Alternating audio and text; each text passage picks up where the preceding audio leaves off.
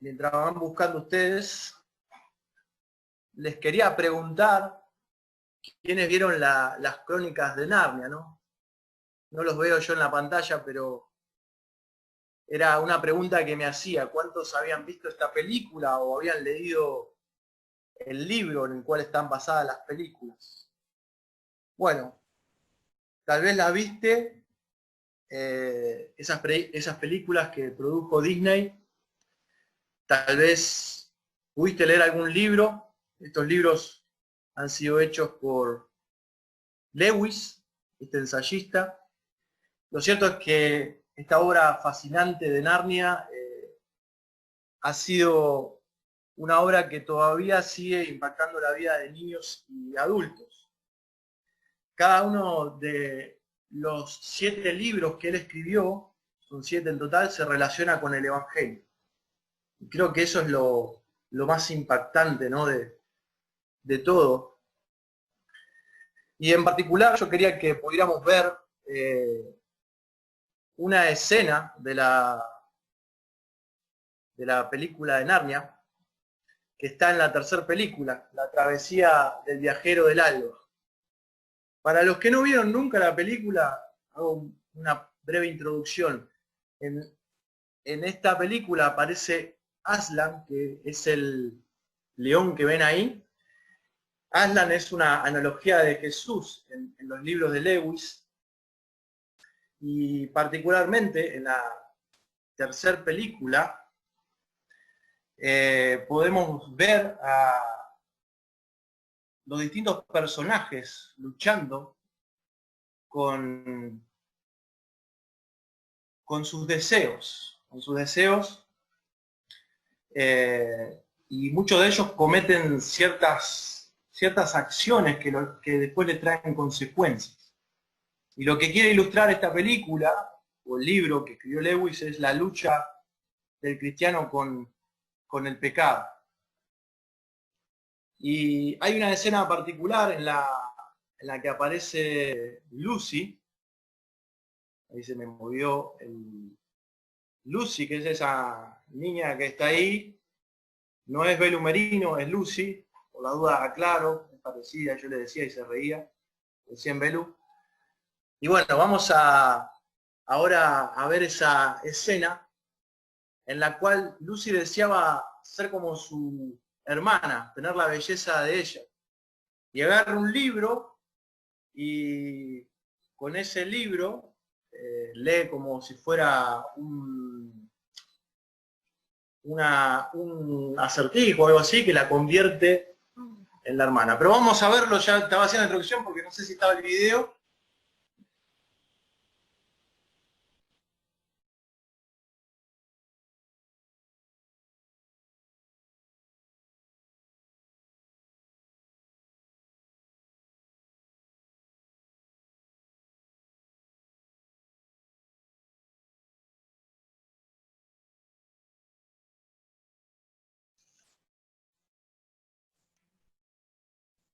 Ahí Robert está intentando configurar.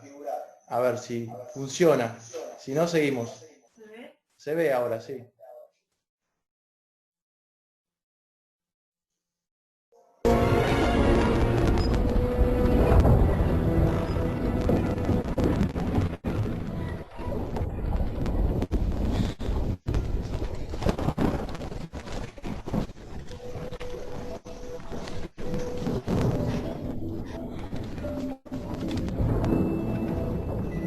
Transforma mi reflejo, perfecto y complejo, pestañas, labios y cuerpo.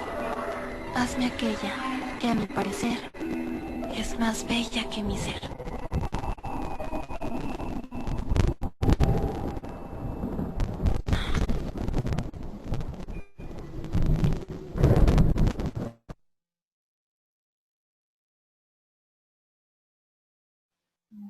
Bueno, no funciona, chicos, perdón. Dejamos la peli para otro momento. Vamos a seguir adelante. Les pido disculpas. La habíamos probado y funcionaba, ahora no. Lo que pasó. La situación es que Lucy finalmente le sucede que se convierte en la hermana, pero en el sueño que ella tiene desaparece. Y queda solo la hermana y sus otros dos hermanos, que ahora no me acuerdo bien los nombres, uno creo que se llama Edmund y el otro no sé, capaz que alguno se acuerda, pero lo que ilustra acá esta escena, cuando ella le sucede eso, vuelve a aparecer después de salir de ese sueño y se da cuenta que lo que había hecho le había traído una consecuencia. Y en ese momento, cuando ella está triste por esa situación, aparece este personaje, Aslan, que es la imagen que ustedes ven ahí. Y le dice a Lucy, ¿qué has hecho? Y bueno, en ese momento, digamos que la confronta con ese deseo que ella había tenido. Pero a la vez también se pone al lado de ella para aconsejarle. Y es un poco lo que vamos a estar viendo hoy y vamos a estar leyendo ahora el pasaje. Ahí en Primera de Juan, acompáñenme ahora a la Biblia, después de esta introducción. Primera de Juan, capítulo 2, versículos 1 y 2. Dice así: hijitos míos, os escribo estas cosas para que no pequéis. Y si alguno peca, abogado tenemos para con el Padre, a Jesucristo el justo. Él mismo es la propiciación por nuestros pecados, y no solo por los nuestros, sino también por los del mundo entero. La verdad central, la verdad principal de lo que vamos a estar estudiando es que Jesucristo es el abogado del cristiano que ha caído en pecado. La pregunta que nos tenemos que hacer es ¿cómo sabemos que Jesucristo es el abogado del creyente que ha caído en pecado? Bueno, vamos a ver a través del estudio de la palabra de Dios, de este pasaje, que es una realidad que el cristiano peca y que cuando esto sucede Jesucristo es el mejor ayudador para el cristiano caído. Mediante este pasaje vamos a poder entender por qué Jesús es nuestro abogado. Ahora, vamos a el primer punto que quería que viéramos juntos. Ahí Juan dice, hijitos míos, os escribo estas cosas para que no pequéis.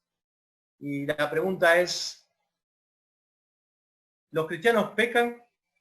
¿Qué dice la Biblia al respecto, ¿no? Sobre esto? Cuando uno lee el pasaje, vemos, lo primero que nos salta a la vista es preguntarnos de qué cosas está hablando Juan, que él ha escrito para que no pequen. Bueno, eso nos tiene que llevar a recordar lo que habíamos visto con Santi hace 2 sábados. Capaz que alguno lo recuerda. Dios es luz, por lo tanto quienes tienen comunión con Él andan en luz, confesando su pecado cada vez que caen. Y este pasaje que está en Primera de Juan, es los versículos anteriores al que estamos estudiando hoy, que va del capítulo 1, versículos del 5 al 10, ese pasaje nos animaba a que el andar del cristiano debe reflejar a Dios. Por eso Juan, cuando aquí habla estas cosas, os escribo para que no pequéis, se está refiriendo a esto. Ahora, la realidad es que el diablo, que es el padre de mentira, quiere que los cristianos, los hijos de Dios, pequen. Y a la vez que aquel pecador que está perdido, que no cree en Dios, piense que es santo, que es bueno, que no peca. Y Juan escribe porque los falsos maestros, tenemos que recordar lo que sucedía alrededor de esta carta, había falsos maestros, personas que enseñaban cosas cerradas. Ellos querían enseñar y servir al interés, quizá no conscientemente, al interés del diablo, de confundir al cristiano y a los que no creían en Dios con estas enseñanzas. Por ejemplo, que se puede pecar con el cuerpo y a la vez tener el espíritu puro. Otra mentira era que se puede tener comunión con Dios y seguir viviendo en pecado. Pero lo que Juan está dejando en claro a través de lo que él escribe es que él buscaba que los cristianos no pecaran. El pecado no confesado es incompatible con tener comunión con Dios. Y el propósito de Juan entonces es que quienes estaban leyendo la carta, ayudarlos a ellos a que reconocieran su pecado, lo confesaran y también se esforzaran a vivir sin pecado. Si sos un hijo de Dios, el ánimo que está dejando Juan acá es no peques. No peques porque el pecado arruina tu comunión con Dios, también arruina tu comunión con los hermanos en la fe, arruina tu relación con tu familia. El pecado arruina la vida, chicos. Ahora, hay dos preguntas que quiero que podamos responder a través de este pasaje. ¿Qué es pecar? Volvemos a repasar esto y vuelvo a preguntar, ¿el cristiano peca? Quizá en tu mente está esta confusión o aún no lo entendés, pero espero que a través de este pasaje pueda ser claro. Primero arranquemos con la primera pregunta, ¿qué es pecar? La palabra griega que se utiliza ahí significa literalmente en el español errar al blanco. Como ahí ven el dibujo del blanco y las flechas que están todas erradas, fuera del centro, o más aún, en la pared. Bueno, esto ilustra muy bien lo que es pecar. Pecar es hacer el mal, es decir, actuar, intentar hacer algo, decir algo también en contra de la voluntad y la ley santa de Dios, lo que Dios enseña en su palabra.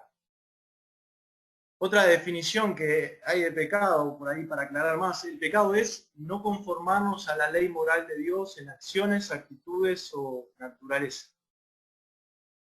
Es decir, todo lo que uno hace, dice, piensa, siente que es contrario a lo que Dios requiere en su ley, en su palabra. Pecado no son solo acciones, como uno a veces piensa, pecar es robar, mentir. No, no es solo eso, sino también muchas veces actitudes que son contrarias a las actitudes que Dios requiere de nosotros. Por ejemplo, lo que veíamos con esta chica, Lucy, de Narnia, que ella codiciaba tener lo que otra persona tenía. Creo que la mejor definición de pecado que he encontrado está en esta mujer, una mujer de la antigüedad, Susan Wesley. Ella dice, pecado es cualquier cosa que debilite tu razonamiento, altere la sensibilidad de tu conciencia, oscurezca tu apreciación de Dios o te quite la pasión por las cosas espirituales. En pocas palabras, cualquier cosa que aumente el poder o la autoridad de la carne sobre tu espíritu, eso para ti se convierte en pecado, independientemente de cuán bueno sea en sí mismo. Acá esta mujer profundiza en la definición de pecado. Incluso podríamos estar haciendo algo que en sí mismo es bueno, pero con un corazón malo, con una actitud mala, que solo Dios puede ver, quizás otra persona no lo ve. Ahora, la segunda pregunta es, ¿el cristiano peca? Bueno, fíjense que ahí dice en el pasaje, y si alguno peca, y si alguno peca. Juan le está escribiendo a creyentes, Fíjense que dice, hijitos míos, él se está refiriendo a sus hijos espirituales. Y si alguno peca, sí, es una realidad.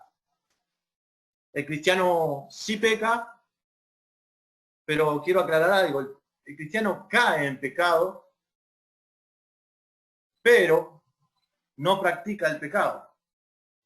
Más adelante en la carta, en 1 Juan 3, 8 y 9, dice eso justamente. El que practica el pecado es del diablo, porque el diablo ha pecado desde el principio. El Hijo de Dios se manifestó con este propósito para destruir las obras del diablo. Está hablando de Cristo. Ninguno que es nacido de Dios practica el pecado. Voy a parar ahí. Es una realidad así. El cristiano peca porque si bien por la sangre de Cristo ha sido librado de la esclavitud del pecado, aún es influenciado por el pecado. El cristiano ya no sirve al pecado, no es esclavo del pecado, sino que sirve a la justicia. Es decir, ¿qué significa servir a la justicia? Hacer lo que a Dios le agrada, hacer lo recto. El llamado para el creyente, para el cristiano, es vivir en santidad. Eso lo vemos en Romanos 6, del 17 al 18. Es decir, apartados del pecado para vivir para Dios. Entonces, repito, el cristiano no practica el pecado, pero sí cae en pecado. ¿Y qué es lo que estaba diciendo acá en 1 Juan 3, 8 y 9?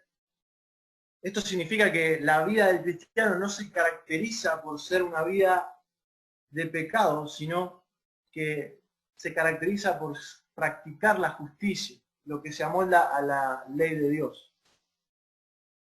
Y practicar el pecado es vivir como si no nos importara la ley de Dios, como si ella para nosotros no tuviera sentido, peco y no me importa, sigo adelante con mi vida. Pero el cristiano no vive así.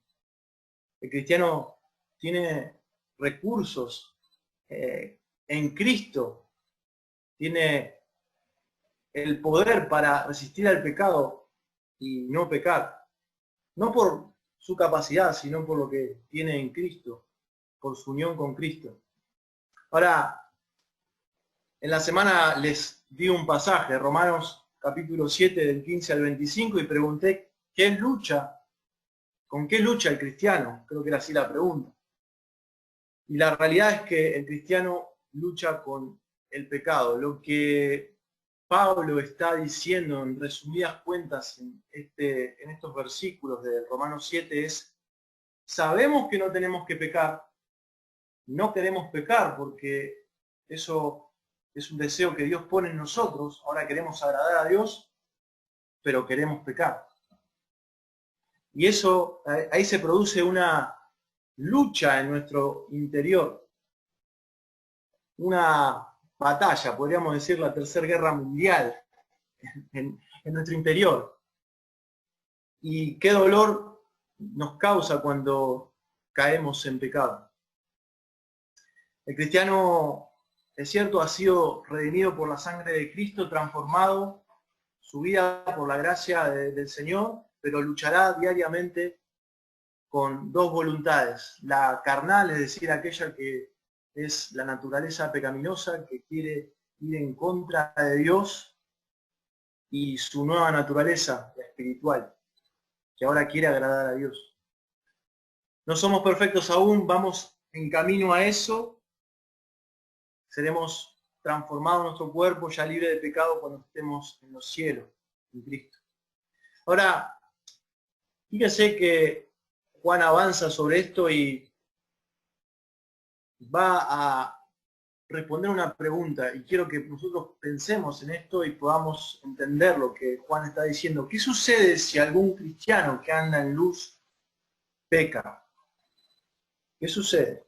Bueno, vamos a ir al siguiente versículo. Dice, y si alguno peca, abogado tenemos con el Padre. Versículo 2 dice esto. Esa palabra abogado es la palabra griega parakletos. La raíz de esta palabra significa uno llamado, una persona llamada al lado de otra para ayudar. Ahora, en el contexto que estamos estudiando, es un término legal. Significa una persona que intercede en favor de otro. Alguien que habla en defensa nuestra. Hoy me decían que es el día del abogado, la verdad que no lo sabía. Estamos viendo esto. Entonces, la función del abogado justamente es esa, ¿no? Hay una persona que está acusada de algo y el abogado lo representa y habla ante el juez en defensa de esa persona. Y el pasaje dice, y si alguno peca, abogado tenemos. Fíjense que no dice, Juan no dice, bueno, si pecaste la ira de Dios te va a consumir. O tampoco dice, bueno, hijito, pecaste, no te preocupes, seguí adelante, total, Dios es amor, Él no va a mirar tu pecado, lo va a dejar pasar por alto. No, no dice eso. Pero sí dice, y si alguno peca, abogado tenemos, abogado tenemos. Es una hermosa frase que Juan nos está diciendo, ¿no? Y creo que son palabras de esperanza y ánimo para el cristiano que ha cedido frente a la tentación y está triste por su pecado. Ahora, la pregunta es, ¿quién es ese abogado? ¿Quién es ese abogado, no? Fíjense lo que dice Romanos, capítulo 8, 34. ¿Quién es el que condena? Cristo Jesús es el que murió. Sí, más aún, el que resucitó. El que además está a la diestra de Dios. El que también intercede por nosotros. La idea que se nos está enseñando aquí acerca de Jesucristo es que nosotros no tenemos, en realidad de nosotros, perdón, y de Cristo también, ¿no? Nosotros no tenemos nada que argumentar ante Dios por nuestros pecados. No tenemos nada para argumentar ante Dios para el perdón de nuestros pecados. Pero Jesucristo, que actúa como nuestro abogado, ese es su ministerio, presenta su defensa en favor nuestro. Por eso es una verdad que tenés que saber y recordar, si sos cristiano, tenemos abogado. Ahora, algo para aclarar, cuando el cristiano peca, su situación legal ante Dios no cambia. Ahora, no es por algo que haya hecho el cristiano, no es por algo que el cristiano hace, sino es por lo que Cristo hizo. En su muerte Cristo pagó por todos nuestros pecados, no solo por los pecados de nuestro pasado, sino por los pecados del presente y por los pecados futuros. Imaginen esta situación. Estamos en una corte legal ante la cual hay un culpable y ese culpable es llamado a comparecer frente al juez. Ese culpable es el pecador y necesita un abogado y ese abogado es designado por la corte para representarlo. Y el juez es Dios, Dios es el que demanda. Pero Dios también designa un intercesor y un ayudante para el acusado. Y otra verdad hermosa de esto es que ese abogado es el mejor. Diría que es no solo el mejor, sino que es el único ayudante que el acusado puede tener. El único y el mejor ayudante que el acusado pueda tener. Y ahora vamos a ver cuál es el fundamento para defendernos, para su defensa. Sigamos imaginando. Estamos ahí en la corte y ahora pongámonos nosotros en ese lugar de acusados. Hemos caído, cristiano, caíste en pecado. acabas de cometer pecado, estás dolido. Por el otro lado está Dios el Padre, quien es el juez justo, y por ese pecado demanda. ¿Por qué? Porque su demanda es justa. Cometiste pecado y eso, como dice 1 Juan 3:4, es violar la ley santa de Dios. Y como así alguien que cruza un semáforo en rojo comete una infracción y debe pagar una multa, todo aquel que comete un pecado debe pagar, debe ser condenado. Entonces, en esa situación el juez, Dios, hace pasar al defensor, quien va a interceder ante él y en defensa del acusado, del pecador. Y en la escena aparece Jesucristo. En el versículo, fíjense que Juan agrega que es Jesucristo el justo. Y este es uno de los fundamentos, el abogado es justo. Esa palabra justo es alguien que es recto, que está en concordancia con los estatutos de Dios. Se usa también en otros pasajes, varios pasajes del Nuevo Testamento, pero en particular hay uno que es 1 de Pedro 3:18, que dice, porque también Cristo murió por los pecados una sola vez, el justo por los injustos, para llevarnos a Dios. Muerto en la carne, pero vivificado en el Espíritu. Es decir, Cristo, el justo, dio su vida por aquellos que no lo merecían, aquellos que habían quebrantado la ley de Dios, para reconciliarlo con Dios. Murió, pero también resucitó para también darles a ellos una nueva vida. Ahora, profundicemos en esto, que Jesucristo es justo. Jesús es justo porque es perfecto, sin pecado. Él vivió en esta tierra, Dios hecho hombre, pero Él tenía naturaleza humana, naturaleza divina, y a diferencia nuestra, Él nunca pecó, ni tuvo naturaleza pecaminosa. Ahora, ¿qué significa esta verdad relacionándola con que Él es nuestro abogado?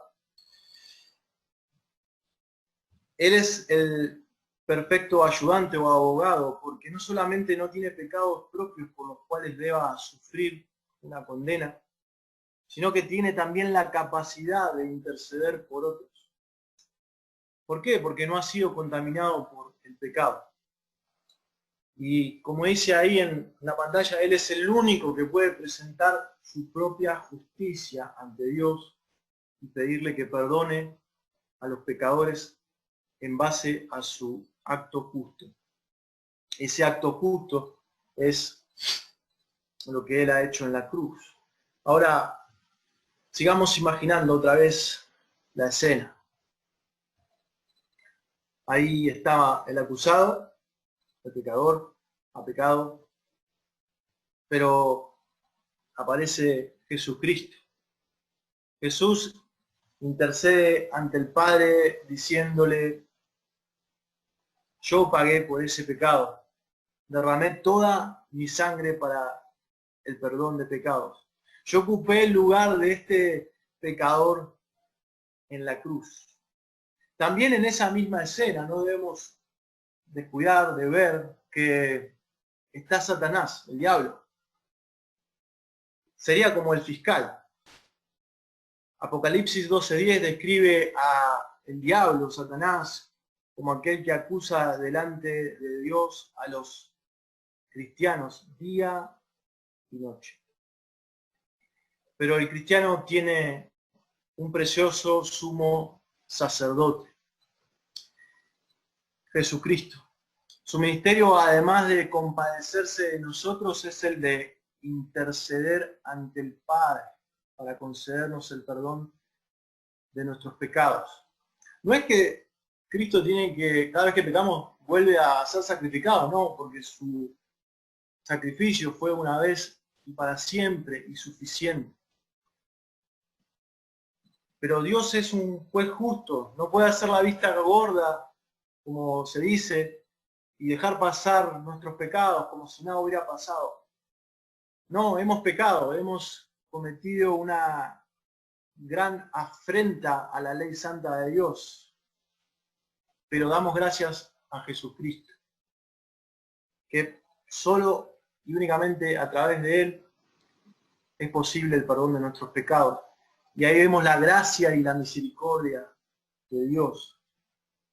Es el Dios mismo que debe juzgarnos, pero Él se ha puesto en el lugar que debíamos ocupar nosotros, porque Cristo, Jesús, es Dios mismo hecho hombre, dando su vida por nosotros.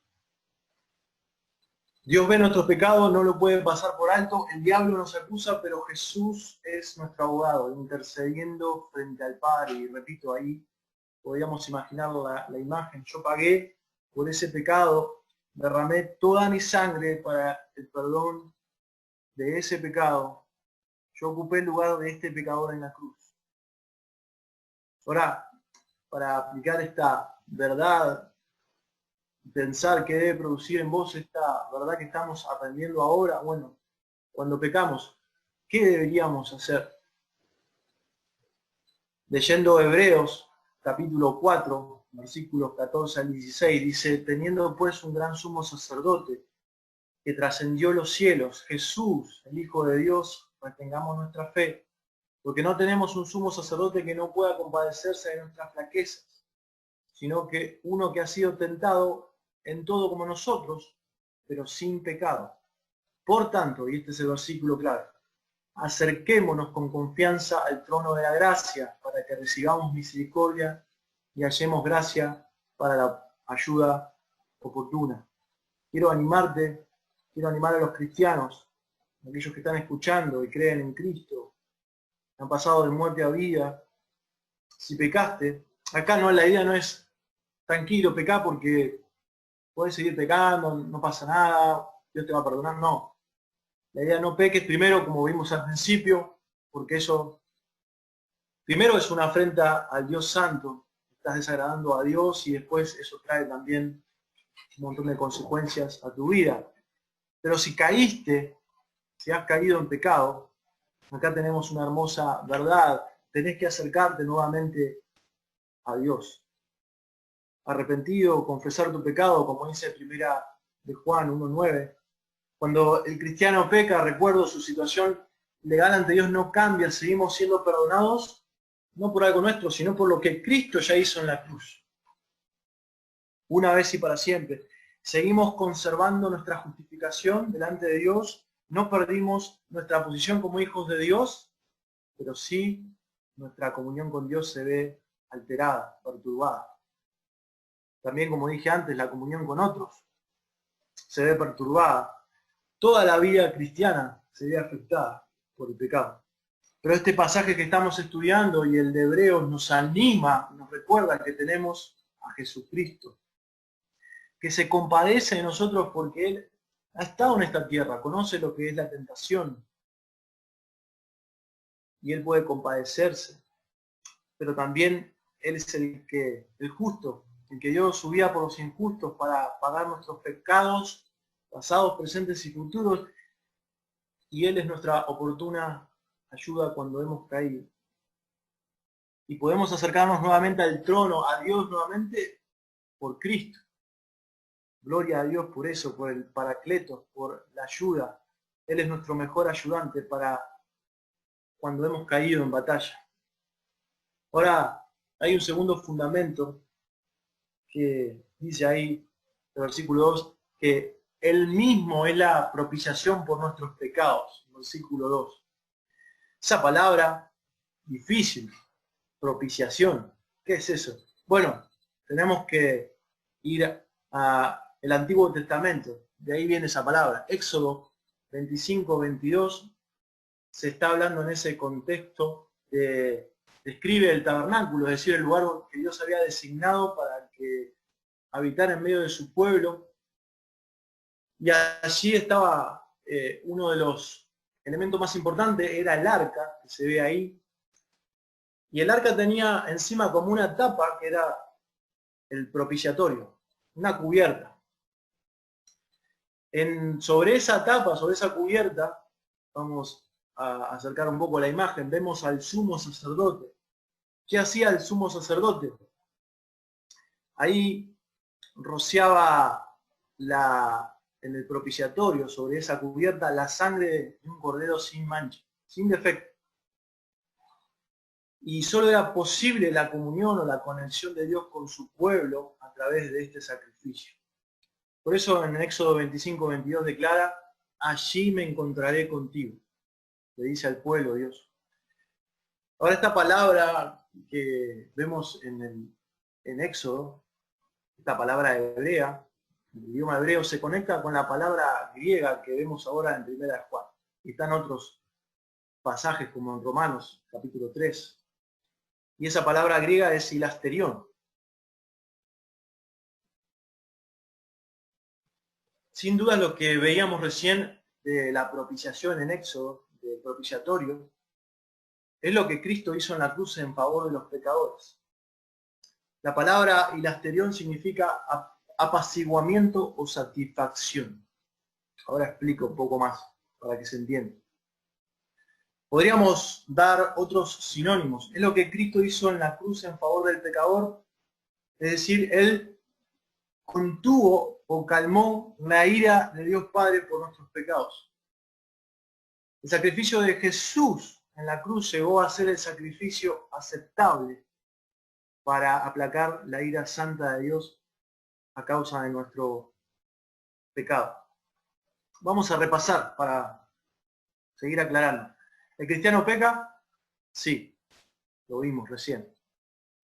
¿Qué sucede en ese momento? Bueno, en 1 Juan 1:9 se anima el cristiano en lo siguiente: si confesamos nuestro pecado, Él es fiel y justo para perdonar los pecados y limpiarnos de toda maldad. Y recién estudiábamos la persona de Cristo. El cristiano tiene a Jesucristo, quien intercede ante Dios Padre para ayudarnos y intercede en favor nuestro. Respondíamos la pregunta, ¿cuál es la base o fundamento para realizar esto? Él mismo, Jesús mismo es el fundamento ante Dios para el perdón justo de nuestros pecados. ¿Y por qué? La pregunta es, ¿cómo es que Dios es fiel y justo para perdonarnos los pecados y limpiarnos de toda maldad? ¿Por qué digo esto? Bueno, porque el pecado es infracción a la ley. Pecar es pasar por alto la ley de Dios, desobedecerla. Y no se puede ignorar la ley, dejarla de lado y hacer como si nada. Cuando alguien peca, esa persona tiene que pagar. Tiene que haber lo que se llama una retribución penal. Es decir, que el comete infracción a la ley debe ser condenado, debe recibir un castigo. Y el pecado del hombre lo que ha hecho es provocar y encender la ira de Dios. Se ve claramente en esta imagen que vemos en la pantalla. Y Dios demanda descargar su justo castigo por causa de nuestra infracción a la santa ley de Dios. Es una demanda justa. Ahora, ¿cómo puede perdonar al culpable y seguir siendo fiel y justo? ¿Cómo puede salvarnos a nosotros, lo que hemos creído, y satisfacerse a sí mismo? ¿Cómo puede suceder eso? Bueno, la respuesta está en Jesucristo. Jesucristo es la satisfacción de las demandas de la santidad de Dios para el castigo del pecado. Voy a repetirlo. Jesucristo es la satisfacción a las demandas de la santidad de Dios para el castigo del pecado. Segunda de Corintios, capítulo 5:21 dice, al que no conoció pecado, Jesucristo el justo, le hizo pecado por nosotros para que fuéramos hechos justicia de Dios en él. Dios, con el objeto de satisfacerse a sí mismo, se sacrificó a sí mismo por nosotros. Ocupó él mismo nuestro lugar. En Romanos 3:25, ahí Pablo se está refiriendo a Jesús y su obra redentora en la cruz. Y Pablo dice que Dios puso a Cristo como propiciación, la misma palabra. Y ahí lo que también nos está diciendo es que Cristo es el sacrificio aceptable por nosotros, por los pecados que hemos cometido, el pago perfecto por la deuda que nosotros tenemos para con Dios, el cual satisface la ira de Dios. Voy a terminar leyendo lo que un autor resumió. Dice: Dios desea encontrarse con su pueblo, y la sangre del Cordero sin defecto es el único medio por el cual este encuentro es hecho posible. El propiciatorio del Antiguo Testamento y la sangre salpicada sobre él por el sumo sacerdote era figura del futuro Cristo.